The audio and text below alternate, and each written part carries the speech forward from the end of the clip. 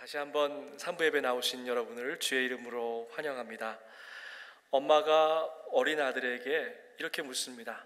얘야, 오늘 주일학교에서 뭐 배웠냐? 그랬더니 아들이 옛날에 모세라는 사람이 있었는데요, 이집트에서 수많은 노예들을 탈출시켰대요. 엄마가 다시 물었습니다. 무시무시하게 막강한 이집트 군대가 있었는데 그게 어떻게 가능했냐? 아들이 이렇게 대답합니다. 도망가다가 큰 강이 앞에 딱 나오니까 다리를 하나 만들어가지고 그리로 다 건너가겠다는 겁니다. 그리고 나서도 이집트 군대가 계속 쫓아오니까 폭격기를 띄워가지고 폭격을 해가지고 그 다리를 무너뜨려서 다 죽였다, 이렇게 했습니다. 엄마가 하도 좀 이상한 것 같아가지고 진짜 선생님이 그렇게 얘기했냐? 그렇게 얘기했더니 아이가 글쎄, 우리 선생님이 마른 지팡이 하나 가지고 바다를 치니까 그게 쫙 갈라지고, 그리고 이스라엘 백성들이 다 지나고 나니까 물이 다시 불어갖고 다 죽었다는 이런 새빨간 거짓말을 이야기하길래 저도 한번 생각해 본 거라고 이렇게 얘기했다고 합니다. 주일학교 선생님의 이야기를 믿지 못하는 아이처럼 저와 여러분도 종종 성경 말씀을 우리 마음대로 해석할 때가 있습니다. 왜 그렇습니까? 성경의 이야기가 상식과 이성의 담장을 훌쩍 뛰어넘을 때가 있기 때문에 그렇습니다. 홍해를 마른 지팡이를 쳐서 건너게 했다. 이것보다도 더 황당한 이야기가 바로 오늘 우리가 읽은 말씀 아닙니까? 임신한 처녀, a pregnant virgin의 이야기인 것이죠. 처녀가 임신을 했다. 물론 처녀를 어떻게 정의하느냐에 따라서 해석이 달라질 수 있습니다. 법적인 처녀, 호적상의 처녀라고 하면 임신이 가능할지도 모르겠습니다. 그런데 본문에 등장한 마리아는 남자를 알지 못하는 동정녀라고 이렇게 기록되어 있습니다. 그런 처녀가 아이를 가졌다. 임신한 처녀, 수사학에서는 악시멀런이라고 해서요, 모순어법이라고 이야기합니다. 서로 상반된 두 개의 단어가 연결된 말도 안 되는 모순적인 표현인 것입니다. 그런데 저와 여러분이 믿는 기독교는 이 임신한 처녀, 동정녀 탄생에 뿌리를 두고 있는 것입니다. 다시 말씀드리자고 하면 동정녀 탄생이 믿어지지 않는다고 하면 저와 여러분의 믿음은 그 뿌리부터 흔들리기 시작하는 것입니다. 여러분 좀 릴렉스 하시기 바랍니다. 저는 오늘 여러분에게 무조건 이 말씀 믿으십시오, 그렇지 못하면 참된 신앙이 아닙니다. 내지는 여러분 오늘 말씀을 믿지 못하는 분들 손 들어보세요. 교회 다니신 지가 얼마나 됐는데 아직도 못 믿습니까? 이렇게 얘기하려고 하는 것이 아닙니다. 긴장을 푸시고요. 어차피 임신한 처녀의 이야기를 믿을 수 있는가, 믿지 못하는가, 그것은 저와 여러분의 능력 바깥의 일인 것입니다. 만일 믿을 수 있다고 하면 그것이 하나님의 은총인 것이지 우리의 머리로 이해할 수 있는 것이 아니기 때문에 그렇습니다. 모태신앙, 태어날 때부터 예수님을 영접한 그러한 모태신앙을 가리켜서 뭐라고 해요? 모태신앙이라고 하죠. 교회 생활을 하면서 이것이 너무 우리 삶 가운데 익숙해져서 하나님이 우리를 부르실 때에 그런 건 못해요. 그래서 모태신앙이라고 하는 것입니다. 모태신앙이 가만히 보니까 또 하나 못하는 것이 있어요. 그게 뭐냐고 하면 말씀이 믿어지지 않아도 나는 믿을 수 있어, 믿고 있어 라고 착각하는 것입니다. 그런데 오히려 교회 생활을 얼마 안 하시고 초신자들은 솔직하게 말씀하더라고요. 목사님, 나는 이런 것들은 도저히 믿어지지가 않습니다, 이렇게 말씀하시는데 오히려 직분을 받고 교회 생활을 오래 하신 분들은 그 체면 때문에 믿는 척 하기가 쉽다라고 하는 것입니다. 제 경우를 예로 말씀드리기 원합니다. 어렸을 때 주일학교 때마다 크리스마스가 다가오면 예수님에 관한 이야기를 주일학교 선생님으로부터 듣고 그것을 가지고 성극, 연극을 했습니다. 그냥 그대로 믿었어요. 그리고 언제나 그 연극 중에 나오는 그 이야기가 바로 오늘 우리가 읽은 마리아와 천사의 대화인 것입니다. 나는 남자를 알지 못하는데 어떻게 이런 일이 일어날 수 있겠습니까? 성령이 그대에게 임하시고 더없이 높으신 분의 능력이 마리아 너를 감싸줄 것이다. 그러므로 태어날 아기는 거룩한 분이요 하나님의 아들이라고 불릴 것이다. 마리아와 천사 가브리엘의 이야기이죠. 어리고 철이 없었지만요, 이 성극의 클라이막스가 이 부분인 것을 제가 알았어요. 그런데 만약 의심한다고 하면 불경죄에 걸릴 것 같아서요, 묻지마 믿음으로 그냥 믿었습니다. 고등학교 때까지는 그게 가능했는데 대학에 들어가서 인문학을 공부하면서 제 머리가 좀 커진 것 같아요. 임신한 처녀라고 하는 그 모순어법에 주목하기 시작했습니다. 그래도 성령의 체험이 있고 성령님께서는 모든 것을 다 할 수 있다는 것을 믿었기 때문에 저는 이성 대신에 신앙의 손을 들게 되었습니다. 그런데 문제는요, 신학교에 가서 신학을 공부한 다음부터예요. 종교다원론이라는 것을 배우고 예수가 역사적인 실제가 아니라고 하는 그러한 주장에 접하게 되었습니다. 비교 종교학자가 있는데 오광남 박사라는 분이 있는데요, 예수는 없다, 책 제목이 굉장히 도발적이죠. 신학자가 쓴 책인데 예수는 없다 라고 하는 그 책이 있는데 그 책의 주장을 요약하면 이렇습니다. 진정한 기독교인은 예수가 아니라 예수의 가르침에 관심을 가져야 된다.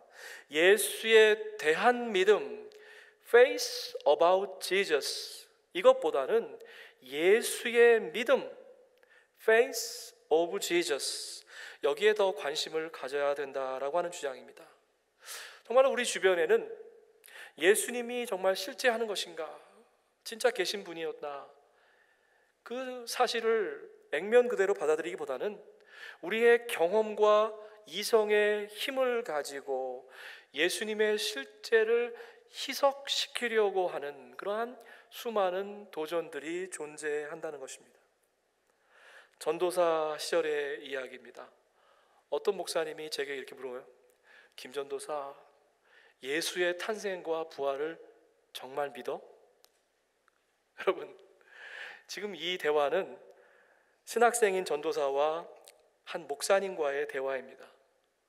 저는 주저하지 않고 물론 믿지요 라고 정말 침을 튀어가면서 얘기를 했습니다. 근데 1초도 지나지 않아서 조금은 싸늘한 비웃는 눈길로 저를 쳐다보면서 이렇게 말씀하시더라고요. 아직 공부를 좀 덜해서 그런 거야, 이렇게 얘기하더라고요. 제가요, 그날 밤 정말 분하고 정말 부들부들 떨면서 제가 잠을 이루지를 못했습니다. 그 이후로 오랫동안 책과 씨름하면서 한 가지 분명하게 깨닫게 된 것이 있습니다. 임신한 처녀의 이야기는 공부를 많이 해서 믿을 수 있는 것이 아니다라고 하는 것입니다.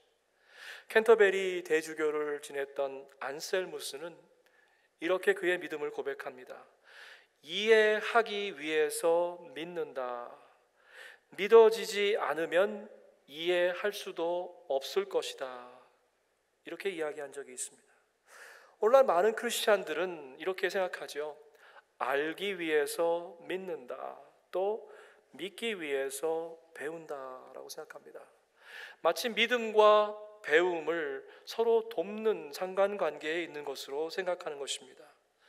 하지만 오늘 우리가 읽은 동정녀 탄생에 관해서는 별로 배움이 믿음에 확신을 주지 못한다는 것을 깨닫게 됩니다. 다시 말하자면 공부가 쌓여서 알게 되고 알게 되었기 때문에 그 결과로 믿을 수 있는 것이 아니라고 하는 것입니다. 하나님의 은혜가 부어져야만 하는 것이죠. 우리 주님과 때로는 정말 인생의 막다른 골목에서 1대1로 인격적으로 그 주님의 은혜를 우리가 체험할 필요가 있는 것입니다.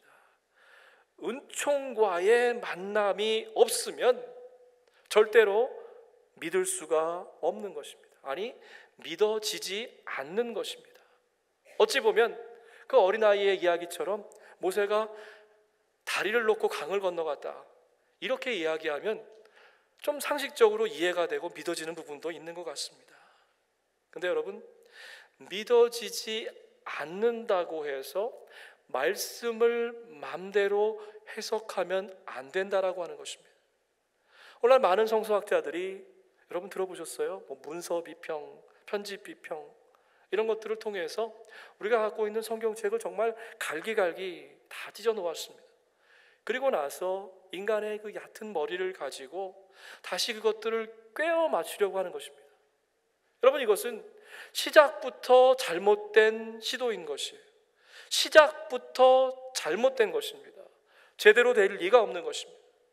우리는 말씀의 권위 앞에 무릎을 꿇어야만 하는 것입니다. 이해되지 않고 믿어지지 않는다고 하면 오히려 겸손하게 주님, 믿을 수 있는 믿음을, 이해될 수 있는 그러한 마음을 우리에게 허락하여 주십시오. 예전에 우리 중세에 있는 우리 선배들은 늘 말씀을 대할 때마다 그렇게 기도했어요. 말씀을 이해할 수 있는 빛을 제 안에 던져주십시오라고 기도했던 것이죠.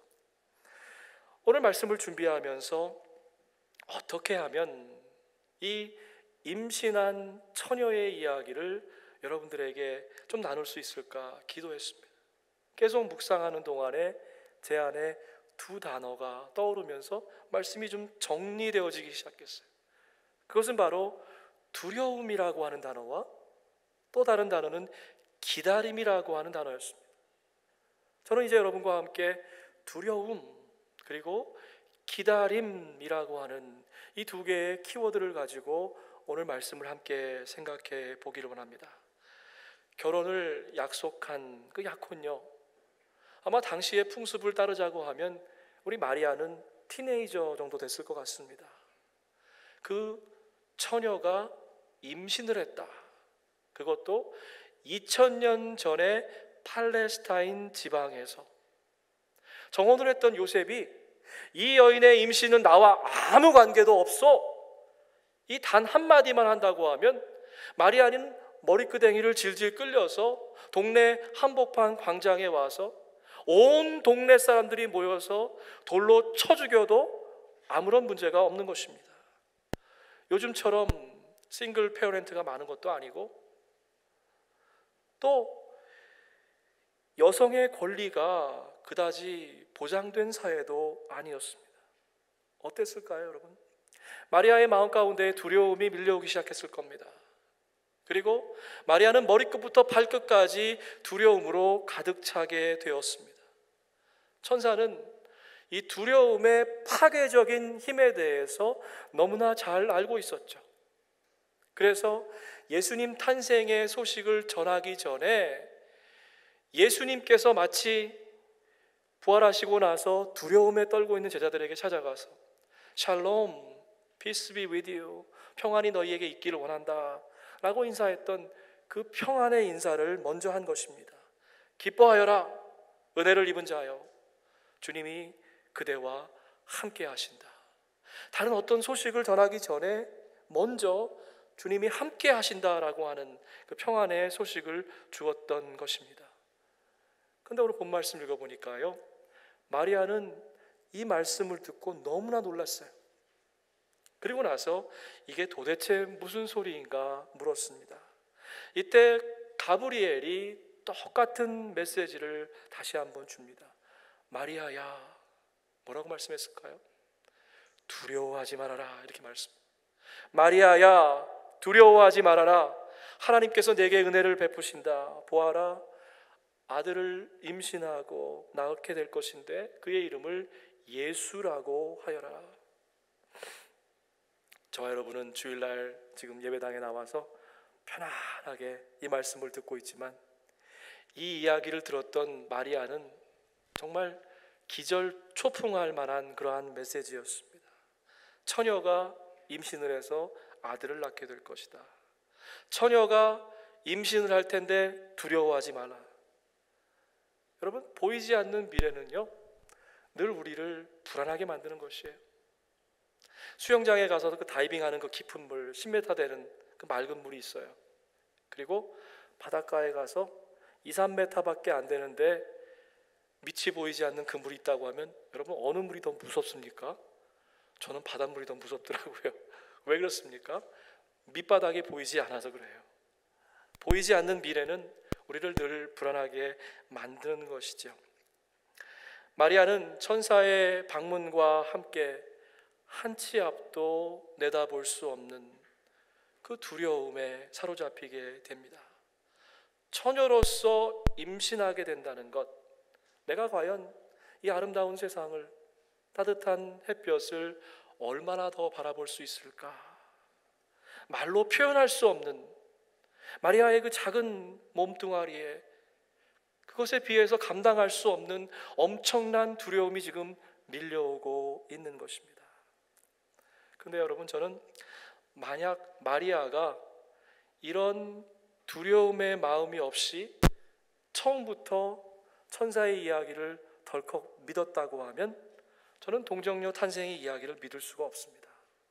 왜냐하면 마리아는 저와 여러분처럼 똑같이 두려움을 느끼는 연약한 존재이기 때문에 그렇습니다. 하나님의 말씀이 들리지 않을 때 저와 여러분 두렵습니다. 어떻게 해야 될지, 어디로 가야 될지, 뭘 해야 될지 모르기 때문에 두려운 것이죠. 반대로 하나님의 말씀이 강력하게 들려오고 성령님의 감동이 우리에게 분명히 드러날 때에도 여전히 두렵습니다. 왜 그렇습니까? 때로는 그 말씀이 우리의 상식의 벽을, 경험의 담장을 훌쩍 뛰어넘는 요구이기 때문에 그렇습니다. 예를 들자면 이런 거예요. 지금 내 분야에서 잘 나가고 있는데 그만두고 딴 길로 가라. 전혀 능력이 없는 그 일을 지금 당장 시작해라. 여리고성 같은 높은 성벽이 있는데 그것을 훌쩍 뛰어넘어서 행진해라. 여러분, 이 말씀을 들으면 어떻겠습니까? 두려움이 밀려오기 시작하는 거죠. 다른 사람들의 눈치를 보게 됩니다. 말씀대로 그대로 했다고 우스꽝스러워지는 것 아니야. 사랑하는 여러분, 우리가 어떤 메시지를 듣게 된다 하더라도, 어떠한 성령님의 감동의 메시지를 우리 가운데 갖게 된다 해도 사실은 마리아에게 들려졌던 그 말씀, 임신한 처녀와는 비교도 되지 않는다는 것입니다.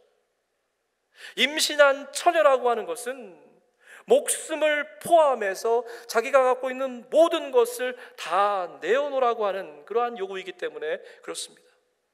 그런데 우리는 말씀의 도전 앞에서 늘 모태신앙이 되어버립니다. 결단의 자리에 나오지 못하는 것은 우리들의 바쁨과 피곤함 때문만이 아니라고 하는 것이에요.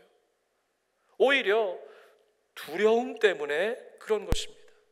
하나님의 부르심 앞에서 내려놓는 것이 두렵기 때문에 그렇습니다.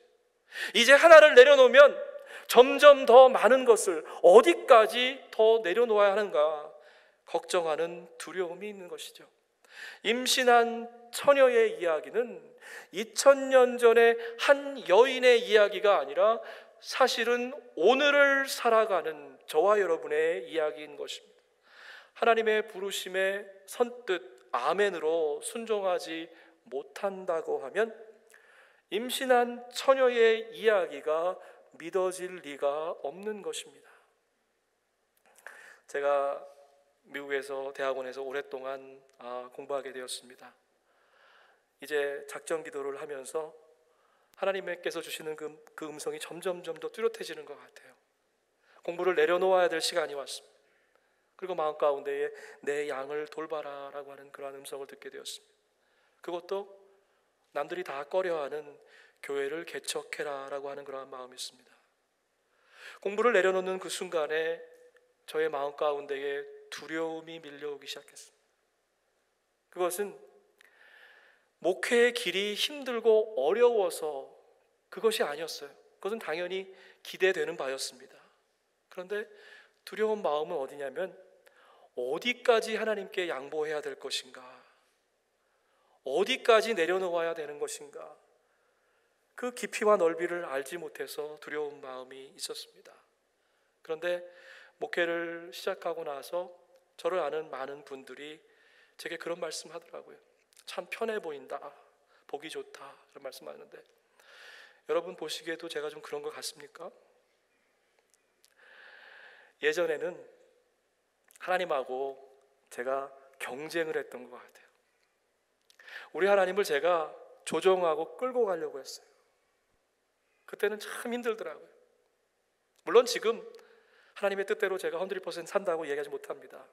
그러나 그 조종관을 내려놓고 이제는 하나님이 뜻하시는 대로 따라가야겠다라고 하는 결단을 하니까 마음 가운데에 평안이 생기기 시작했습니다. 주님께 달라붙어 살려고 애쓰니 얼마나 편안한지 모르겠어요. 여러분들에게도 좀 이 일을 나누고 싶어요. 그저 주님이 하시자고 하는 대로, 가자고 하는 대로 같이 가시고, 주님이 이 일 좀 같이 하자 그러면 내 마음과 몸을 그분께 맡겨드리면 되는 것입니다. 두려움의 극이 달한 마리아에게 천사가 말합니다. 성령이 내게 내려오시고 가장 높으신 분의 능력이 너를 감싸 주실 것이다. 태어날 아이는 거룩한 분, 하나님의 아들이라고 불릴 것이다. 성령 하나님이 이제 마리아의 삶 가운데 개입하기 시작한 것입니다. 마리아의 삶이 성령의 인도하심과 지배하심 가운데 들어간 것입니다. 임마누엘의 은총인 것이죠. 오늘 예배에 나오신 여러분, 성령님의 능력이 여러분의 가정과 자녀와 일터를 지배하기를 축복해 드립니다. 곧 이어지는 말씀은요, 이 마리아의 두려움을 한 번에 날려버리기에 충분한 말씀이었어요. 37절 말씀인데, 하나님께는 불가능한 일이 없다. 여러분, 저랑 한 목소리로 한번 크게 읽어볼까요? 시작. 하나님께는 불가능한 일이 없다. 하나님께는 불가능한 일이 없다. 만약 임신한 처녀의 이야기에서 하나님을 빼어버린다고 하면, 하나님을 잘라내버린다고 하면 저는 그 이야기를 믿을 수가 없습니다. 허무맹랑한 소설이 되어버리는 것이죠. 이런 일을 하실 수 있는 분은 오직 전능하신 하나님 한 분밖에 안 계시기 때문에 그렇습니다. 하나님은 능치 못할 일이 없습니다. 여러분, 하나님께는 불가능한 일이 없다라고 하는 이 말씀이 믿어진다고 하면 동정녀 탄생의 이야기도 믿을 수 있는 것입니다. 반대로 이 말씀이 믿어지지 않는다고 하면 임신한 처녀의 이야기가 허구맹랑한 그러한 소설이 되는 것이죠. 동정녀 탄생의 이야기는 두려움과 기다림의 이야기였습니다. 여러분, 이제 어떻게 마리아의 두려움이 기다림으로 바뀌는가 함께 살펴보십시다. 보십시오, 나는 주님의 여종입니다. 당신의 말씀대로 나에게 이루어지기를 바랍니다. 여러분, 우리가 갖고 있는 감정 중에서요, 제가 가만히 생각해 보니까 이 두 가지 마음이 참 많이 있는 것 같아요. 두려운 마음, 그렇죠? 불안하고 떨리고 긴장되고 그런 마음이에요. 그런데 반면에 기다림의 마음이라는 것이 있어요. 설레는 마음. 오늘 우리가 대강절 첫 번째 소망의 기다림의 촛불을 켰는데 그런 마음이 있는 것 같습니다. 가만히 보면 우리의 삶은 떨림, 불안한 마음, 설렘, 기다리는 마음, 이 두 마음이 뒤섞여 있는 것이에요. 그 이중주 가운데 살아가고 있는 것입니다. 분명한 사실이 있어요. 진정한 기다림은 두려움을 넘어선다라고 하는 것입니다. 정말로 하나님이 내 편에 계시고 나의 반석과 보호자가 되신다는 믿음, 반드시 우리 하나님께서 내 삶 가운데에 찾아와 주셔서 역사하리라고 하는 믿음을 있다고 하면 저와 여러분은 결코 두려워할 것이 없는 것입니다. 보소서, 당신의 종입니다. 당신의 말씀대로 이루어지이다. 네, 여러분, 예배를 드릴 때 교회 안에서는 이 말씀 우리가 자신 있게 할 수 있는 것 같아요. 근데 예배를 마치고 댁에 돌아가시고 월요일이 되고 수요일이 되고 금요일이 되잖아요. 삶의 자리에서 기다림의 시간이 그렇게 편한 시간이 아닌 것 같아요. 기다림의 시간이 길어지면 길어질수록 우리에게 그것이 고통으로 다가오게 되는 것입니다. 저는 오늘 본문 말씀 가운데에서 왜 간절한 소망을 가지고 기쁜 마음으로 기다리기 시작했는데 그 기다림의 시간이 길어지니까 그것이 왜 고통이 되는가? 분명한 두 가지의 답을 드리기 원합니다. 첫 번째로요, 임마누엘, 무슨 말씀이에요? 늘 함께 하시는 하나님, 그 하나님의 은총에 전폭적으로 우리가 빠져 있지 못하면 두려움에서 기다림을 바뀌었다가 그 기다림이 다시 두려움으로 바뀌게 되는 거예요. 하나님의 은총의 그 강 가운데 우리가 덤벙 빠지지 못하면 다시 두려움의 자리로 되돌아가게 된다라고 하는 것입니다. 하나님은 어떤 상황, 어떤 조건, 어떤 형편 가운데에서도 저와 여러분의 손을 놓지 않으셨어요. 여러분, 지난 한 주간 동안 뜻밖의 소식을 듣고 안타까운 마음으로 기도하는 분들도 계십니다. 전혀 예기치 못한 자리에서 힘든 고통을 당하는 그런 분들도 계십니다. 분명한 것은 우리 하나님은 1분 1초도 저와 여러분의 손을 놓지 않으셨다는 거예요. 단지 우리 마음에 두려움이 밀려와서 그 기다림의 소망의 마음을 빼앗겨 버리고 하나님을 향한 우리의 눈길을 들지 못하는 우리에게 문제가 있는 것이지, 우리 하나님은 저와 여러분의 손길을 단 한 번도 놓으신 적이 없다라고 하는 것입니다.